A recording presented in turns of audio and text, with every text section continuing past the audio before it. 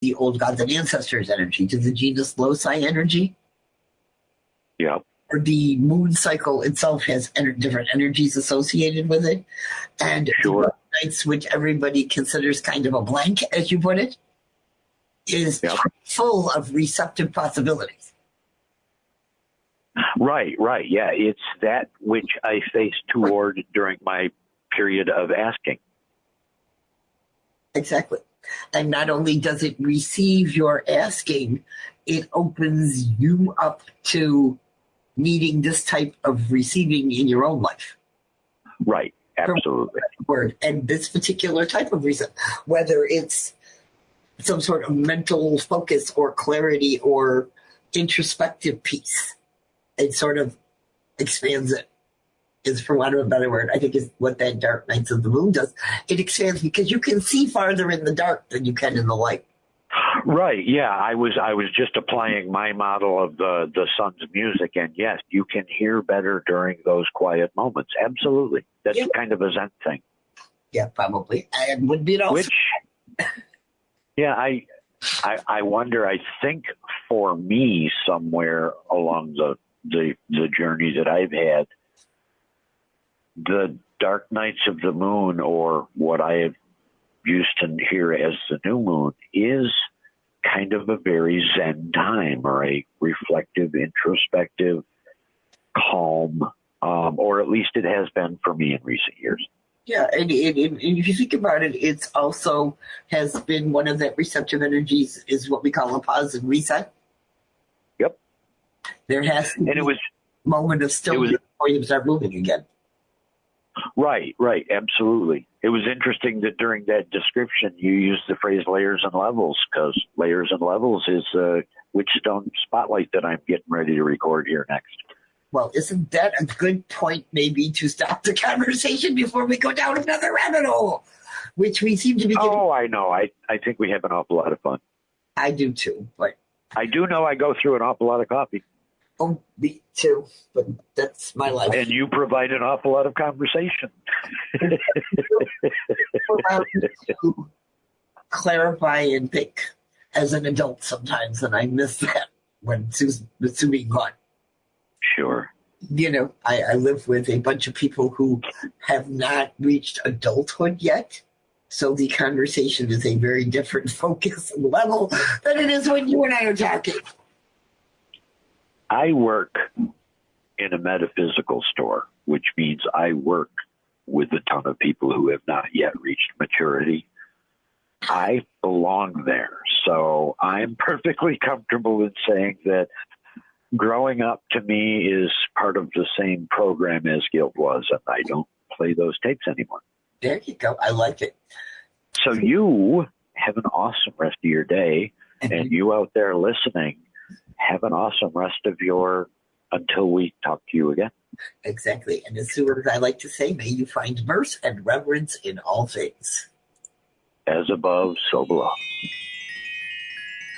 Witchstones are a divination tool we created as part of our practice that deals with what we call concrete stones, specific types and kinds of energy, and conceptual stones, things and ideas about witchcraft, which can be read with either a seen or an unseen meaning. Recently, we have developed a set of oracle cards using this information. We would like to introduce you to one of these stones right now. In today's Witchstone Spotlight, we'll be looking at the stone card for layers and levels. Concept stone cards focus on an aspect of the craft rather than a specific physical energy. The layers and levels stone card is the fifth of 8 mental concept stone cards of the Witchstone Oracle that relate to the energy of thoughts or processes. It displays a pictograph of a face that contains layers and levels of white, gray, red, and black, surrounded by a white and black border. The border being split, white over black, tells us that this is a concept stone.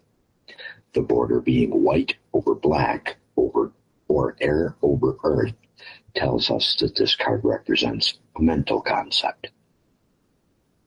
Having walked the path for quite a while, We know that everyone has layers of body, mind, and spirit, from the external which we share with the world to the internal of our very being, mundane awareness to ineffable beingness.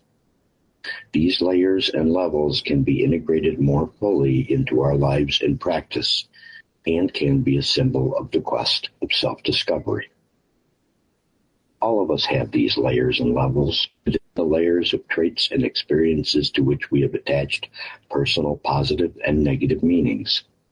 Part of our spiritual growth is sifting through these layers and levels to create a more cohesive whole. This includes more self-acceptance, which is embracing who you are without reservation, and self-efficacy, which is the core belief that you are a capable individual who can accomplish things. At its deepest and most basic, it is about learning to live comfortably with yourself more and more. The Layers and Levels card starts out based in receptive energies because of the ideas about the internal work needed to generate personal understanding. It can then move towards the projective. As you do that internal work, experience the changes manifest in how you present yourself to the world around you. As it is both receptive and then projective, its energy is associated with the dark and light half of the year. The Layers and Levels stone card is associated with both the dark new moon and the full moons. Layers and Levels represents thoughts and ideas when reflecting on the element of air. Layers and Levels represents personal development when reflecting on the element of earth. And our thoughts to process focus on seeing our internal work through to those external changes. In a reading, the scene energy for the Layers and Levels stone card is shadow work, self-exploration, and breakthrough is coming. Shadow work is about learning to integrate those supposedly negative traits and experiences into your present self, and this may be the time to devote some time and effort to this process. Self-exploration may mean sitting with yourself to figure out who you truly are without considering the expectations of others. And breakthrough is coming may mean that you are about to move more quickly than you had anticipated through this work on a particular personal layer or level. The unseen energy for the Layers and Levels stone card in a reading is shadow work, unwillingness to look deeper, and focus on yourself. Shadow work is about learning to integrate those supposedly negative traits and experiences into your present self. And this may be the time to stop trying to force yourself to deal with what you are not currently ready to handle. Unwilling to look deeper may be asking you to understand why you are reluctant to look at a particular area of your life at this time. And focus on yourself may mean we need to stop concentrating on the perceived negatives of others and keep the focus on the truth of ourselves. After all, it is said that what we most dislike in the behavior of others is what we cannot see in ourselves. We have heard from some of our listeners who appreciate what we are talking about in our segments, but are asking for spells or about spells. Can you give me a spell for this or that? I want to be able to fill in the blank here, find love, romance, money, etc. Since you asked, we are adding a small segment to some of our podcasts going forward that we are calling Practical Magic for the Everyday Witch. These are simple spells we use that don't require a lot of ingredients for correspondences, or sometimes no ingredients at all. Because we like to be able to use magic to deal with the practical everyday stuff, this is what we have to share. However, the biggest reminder about spellcraft is that the best spells are the ones you create for yourself, because they are a part of your own magic. Actually, there are 3 important components to any spell. Number 1 is setting your intent. This means that you need to be able to state clearly and precisely what you want your spell to do and how you want it to be done. Number 2 is ingredients. Any physical items you need to cast your spell, such as candles or herbs, or to act as correspondences, which are representations of something physical that you don't have right in front of you or are trying to come up with or manifest. Finally, number 3 is some sort of way to raise energy. After all spells are powered by energy, and there are a number of different ways to raise this type of energy, including chanting or various movements. We all have qualities or needs that we think we need to draw into our lives. So here is a quick and inexpensive spell way to explode a particular quality or need into your life and to put your intent continuously out into the universe. Obviously, there's intent involved. I want to draw whatever quality or need inserted here into my life as quickly as possible. The ingredients for this spell are simple. A pen or something else that writes, markers, pencils, crayons, colored pencils, whatever floats your boat, and sticky notes in various colors. Now, the idea is you're going to figure out one word that best describes or exemplifies what you are trying to manifest and decide on a color correspondence that works for you about this particular word. Now, take a tablet of sticky notes in the appropriate color. You can get them very cheaply at the dollar store in a multitude of colors, and write the word over and over on a bunch of them. And then stick them up all over your home or workspace where you will see them all the time while repeating the following spell chant every time you stick a note somewhere.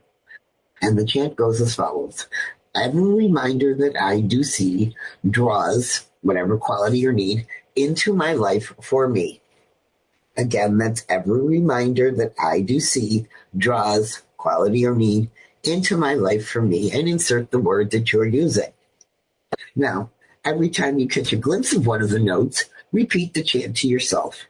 And when the results manifest, carefully take down the notes and dispose of them appropriately. The idea is to explode it around you. You'll see it everywhere you are. And one note. It is always best to focus on one quality or need at a time, even though it may be tempting to go on a sticky note rampage for all sorts of things, so that you have the energy devoted or needed to one thing at a time. Get better results that way. Again, it's a simple spell. Sticky note explosions. Before we go, we would like to present you with a tip or trick or witchy hint. Just something to make your day go better, because we live in a mixture of the magical and the mundane. Today's tip, trick, or witchy hint is a fresh idea about repurposing and recycling items that we've spent magical energy with, or on, or around. It occurred to me out in the yard this afternoon, taking advantage of a nice late summer day to do a little bit of tidying. We have a little mini yard altar that I keep out in the yard. Okay, there's actually an altar in pretty much every room of my house. But anyway, out on the yard altar, I had 3 small plates, 3 small glasses, and 3 half-empty bottles of this sparkling fruit beverage that Elizabeth habitually supplies to us for the household portions of our ritual. The reason for these 3 is back on the full moon, we did 3 nights of ritual for the beginning of our times of Lothmas. The 3 nights are what we've referred to as Ingress, Congress, and Egress, or our ice cycle. So after any ritual, it's my custom to take the remaining cake, if you think of it in the terms of cakes and ale, and the partly drank glass of juice, and I leave them out on the yard altar. In a day or 3, the bread and the drink is usually magically gone. I have friends in the yard. So I used to take those leftover bottles of juice and pour them gently into Sue's flower garden, or pour them into the spice garden, or pour them into one of her planting pots, just to kind of use up the last of any sacred energy that's still imbibed in that juice, since that bottle was opened during ritual and that bottle was blessed. So today, I had 3 bottles. So it occurred to me that I could do quite a few little pour some out here spots.